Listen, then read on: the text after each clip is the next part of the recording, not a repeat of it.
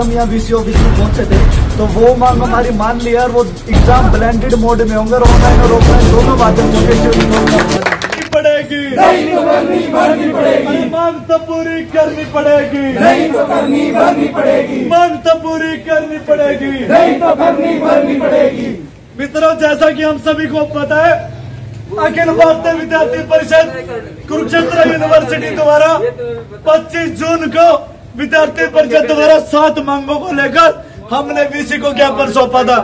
हमारी मांगे क्या थी कि आने वाली जुलाई माह में जो ग्रेजुएशन और पोस्ट ग्रेजुएशन की परीक्षा होने वाली है वो ऑनलाइन और ऑफलाइन दोनों माध्यम से हो।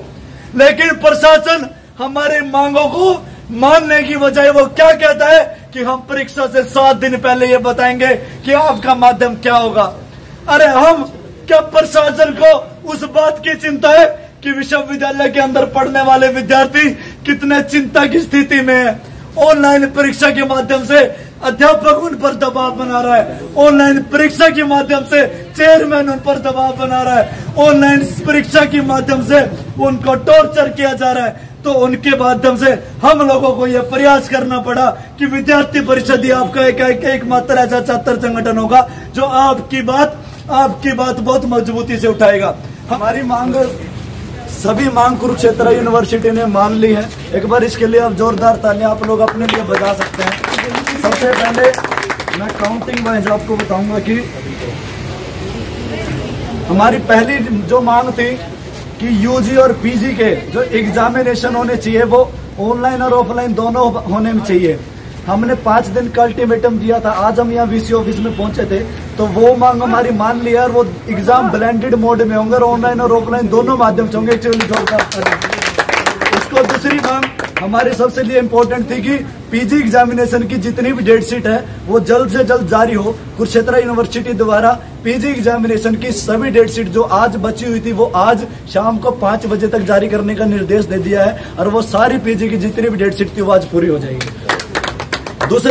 तीसरी सबसे इम्पोर्टेंट जो मांग थी एडिशनल और इम्प्रूवमेंट के पेपर, जिसको लेकर विद्यार्थी यहाँ धक्के खाता था, जिन्होंने 30-30 हजार रुपए फीस देकर यहाँ पर एप्लीकेशन दी थी।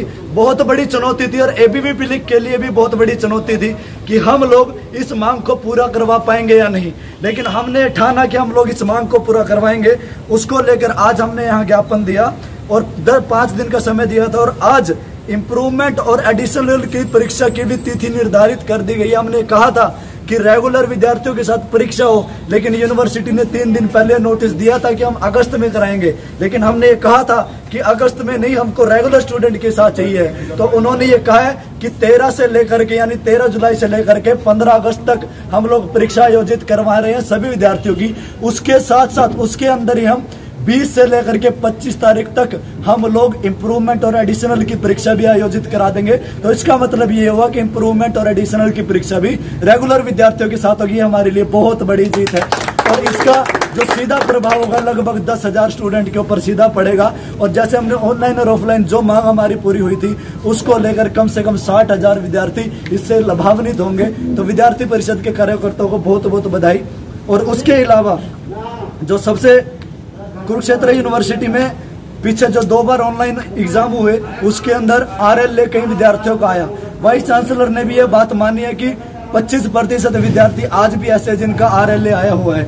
लेकिन वाइस चांसलर ने ये कहा है कि हम लोग जल्द से जल्द 1 हफ्ते के अंदर हमने आज भी मीटिंग बुलाई है। हम लोग 1 हफ्ते के अंदर RLA के जितने भी रिजल्ट हैं उनको हम लोग निकलवाने की कोशिश करेंगे और चाहे उसके लिए हमको प्रिंसिपल की मीटिंग भी बुलानी पड़े हम लोग वो भी आयोजित करेंगे। लेकिन 1 हफ्ते के अंदर हम लोग यह प्रयास कर रहे हैं कि जो भी 25% जो विद्यार्थी RLA के लिए बचे हुए हैं उनका रिजल्ट हम लोग निकलवा दें। उसके अलावा जो आखिरी और सबसे इम्पोर्टेंट मांग थी कि ऑनलाइन एग्जाम जो हुए थे उसका जो रिजल्ट आता है तो उसके अंदर अभी तक विद्यार्थियों को रीवैल्यूएशन का मौका नहीं मिला था।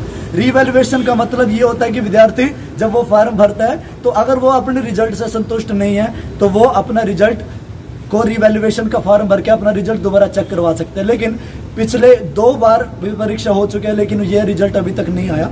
तो विद्यार्थी परिषद ने मांग की थी कि पिछली बार भी जो परीक्षाएं थी उनका रिवैल्यूएशन और उनके साथ साथ जो अब जो परीक्षा होने वाली है उनका रिवैल्यूएशन भी सुचारू रूप से हो।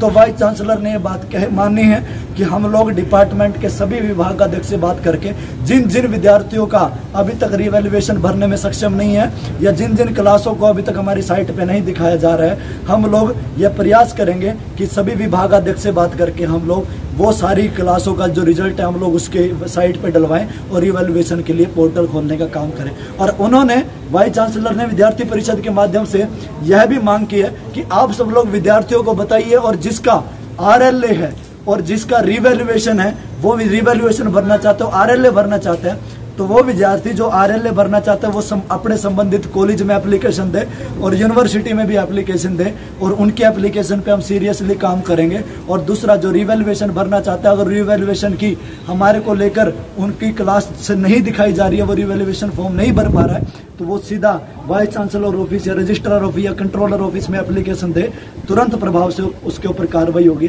तो इसका मतलब ये हुआ कि आपकी सातों की सात मांगे मान ली गई हैं। तो आप सब लोग जो यहाँ पर इतने हजारों छात्रों का प्रतिनिधित्व करने के लिए आए थे, वो मांग आज पूरी हुई है। आप सभी लोगों का बहुत बहुत धन्यवाद।